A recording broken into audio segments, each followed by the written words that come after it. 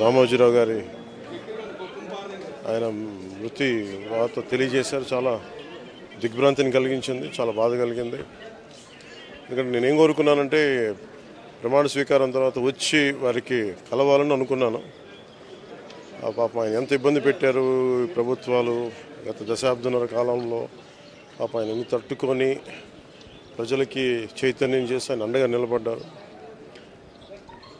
ఒక మహోన్నతమైన వ్యక్తి.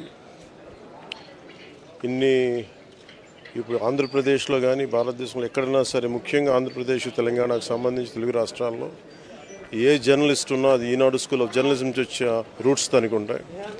అలాంటి కొన్ని వేలాది మంది జర్నలిస్టులని తెలుగు రాష్ట్రాలకు అందించిన మహానుభావులు. అలాగే తెలుగు చిత్ర పరిశ్రమకు సంబంధించి కూడా ఈరోజు ఇంత ఇన్ఫ్రాస్ట్రక్చర్ ఇక్కడ డెవలప్ చేశారంటే అది హైదరాబాద్లో ఎంత అద్భుతంగా తెలుగు చిత్ర పరిశ్రమ ఉందంటే ఆయన కాంట్రిబ్యూషన్ చెప్పలేను. ఇలాంటి చేస్తున్న వ్యక్తిని ప్రభుత్వాలు గత 15 సంవత్సరాల్లో చాలా ఇబ్బంది పెట్టినాయి.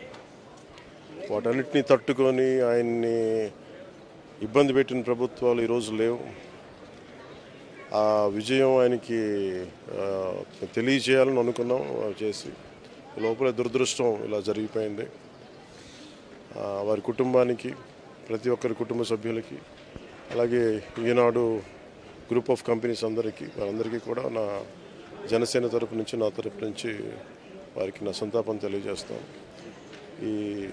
ఈ సమయంలో మీ అందరికీ ఆ భగవంతుడు వారి కుటుంబ సభ్యులకి అండగా ఉండాలని కోరుకుంటూ సెలవు తీసుకుంటాను.